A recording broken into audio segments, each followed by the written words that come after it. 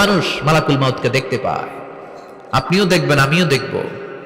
মুমিনদের কাছে এসে মালাকুল মাউত একজন ধবধবে জুব্বা পরে সুগন্ধি মেখে মুমূর্ষু ব্যক্তির শিয়রে বসে বলে, ইয়া আইয়াতুহান নাফসুল মুতমাইন্নাহ, হে প্রশান্ত আত্মা, উখরুজি ইলা মাগফিরাতুল্লাহি ওয়া রিদওয়ানি, আল্লাহর ক্ষমা আর দয়ার দিকে বের হয়ে আসো। বলা মাত্রই মুমিনের আত্মাটা স্মুথলি বের হয়ে আসে। জান্নাত থেকে আনা সুগন্ধি কাফনের মধ্যে পেঁচিয়ে তিনি রুহুটাকে নিয়ে ইল্লিনে চলে যায়। সরাসরি দেখে মালাকুল মাউতকে।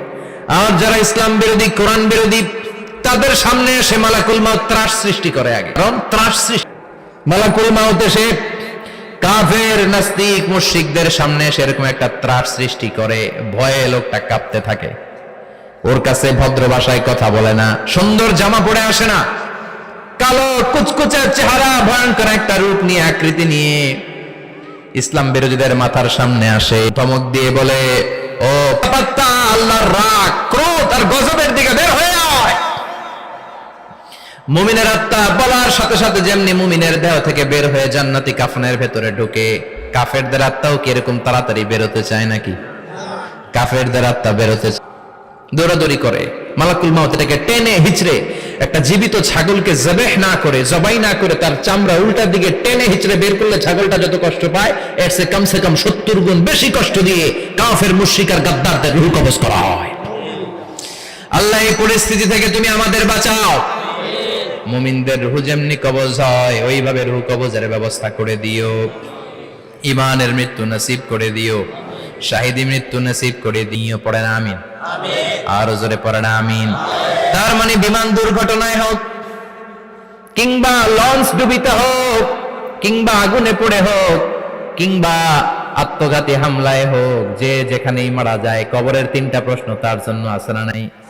ইসলাম বিরোধীদের জন্য প্রশ্ন 3টা, আপনারা যারা মুমিন তাদের জন্য 4টা।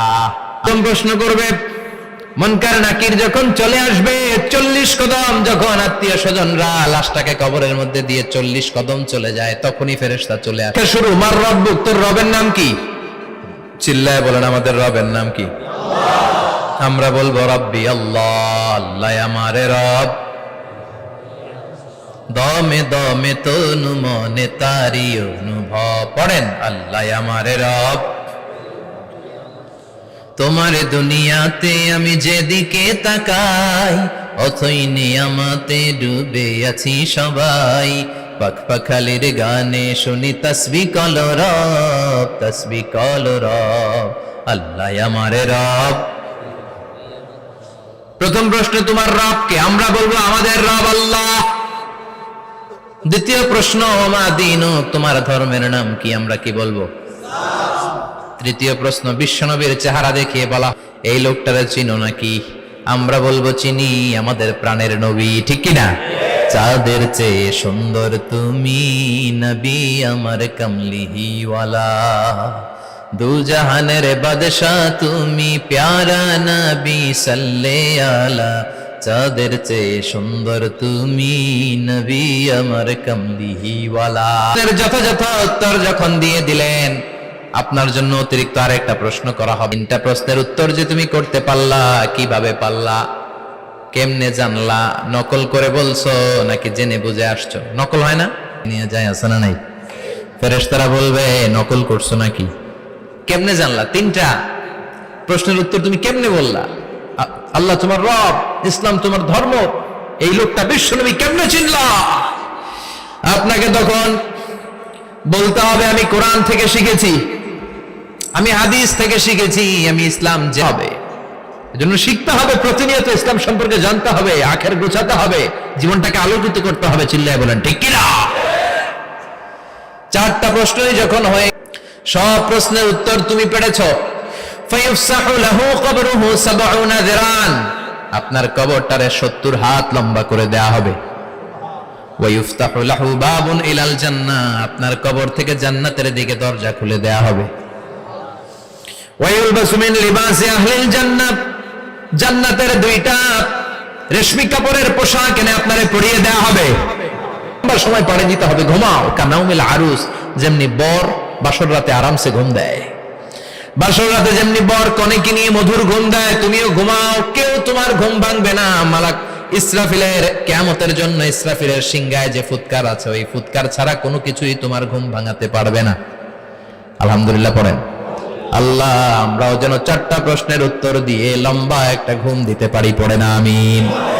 ওয়াম্মাল কাফির ওয়া আহলুশ শিমাল, আর ইসলাম বিরোধী যারা, তাদের সামনে আসবে মালাকান আসওয়াদান আজরাকান, কৃষ্ণ বর্ণের দেহ, নীলাভ বর্ণের দুটো চোখ, গায়ের রং কালো, চোখের রং নীল, দেখতে কেমন লাগে? আর নাম কি? মার রাব্বুক। ইসলাম বিরোধী মুশরিক কাফের নাস্তিক এরা বলবে আমি জানি না আমার রবকে, আমি জানি না, আমি তো আজীবন শুধু চেয়ার করেছি, মদ খেয়েছি, আমি ধর্ষণে সেঞ্চুরি করেছি দুনিয়ার বুকে, আমি টেন্ডারবাজি করেছি, চাঁদাবাজি করেছি, আমি মাস্তানি করেছি, আমার দাপটে এলাকার ইসলাম প্রিয়রা বাসায় ঘুমাতে পারে না। আমি ছিলাম টেন্ডারবাজ, আমি ছিলাম গডফাদার, সন্ত্রাসীদের লিডার, আমি ছিলাম ডনের ডন, আমি ছিলাম মাস্তান রংবাজ, রব টপ কি আমি তো জানি না। লাদ্রি লাদ্রি, আমার জিজ্ঞেস করো না। আবার প্রশ্ন করা হবে ওয়ামা দীনুক, তোর ধর্মের নাম কি? বলবে লা আদরি, আমার কোনো ধর্ম নাই, আমার কোনো ধর্ম নাই, আমি শুধু মৌজ মাস্তিতে ছিলাম, আমি আনন্দ ফুর্তি করেছি, ইসলাম নিয়ে আমার মাথা ব্যথা ছিল না, আজীবন ইসলামরে আমি বিরোধীদের সাথে ছিল আমার চলাফেরা, আমার সব সাঙ্গ পাঙ্গ ছিল গুন্ডা বদমাশ ইসলাম বিরোধী। রব কি, ইসলাম কি, এগুলো আমি জানি না, আমার এগুলো জিজ্ঞেস করো কেন? ধর্ম কি আমি জানি না, আমি কিচ্ছু মনে করতে পারছি না।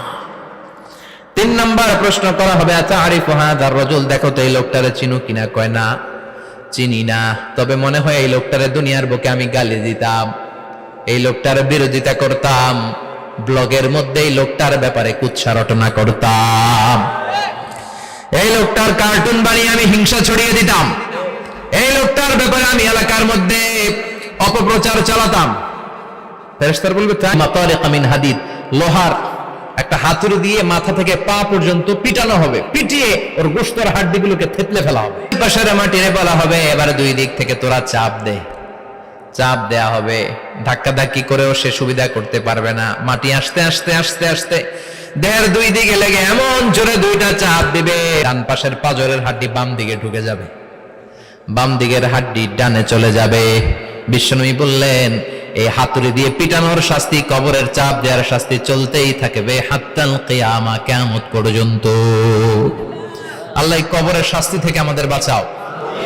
আমরা এই আযাব পেতে চাই না, আমরা যেন ঠিকভাবে কবরের 4টা প্রশ্নের উত্তর করে দিয়ে লম্বা ঘুম দিতে পারি। আল্লাহ তুমি তৌফিক দাও।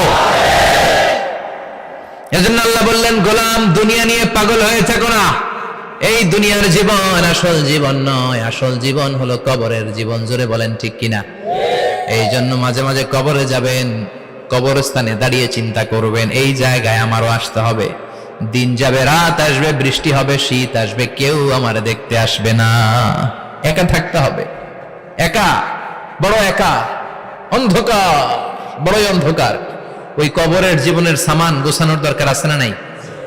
ওই কবরে সুখে শান্তিতে থাকতে চাইলে নামাজ পড়ার দরকার আছে না নাই? কোরআন পড়ার দরকার আছে না নাই?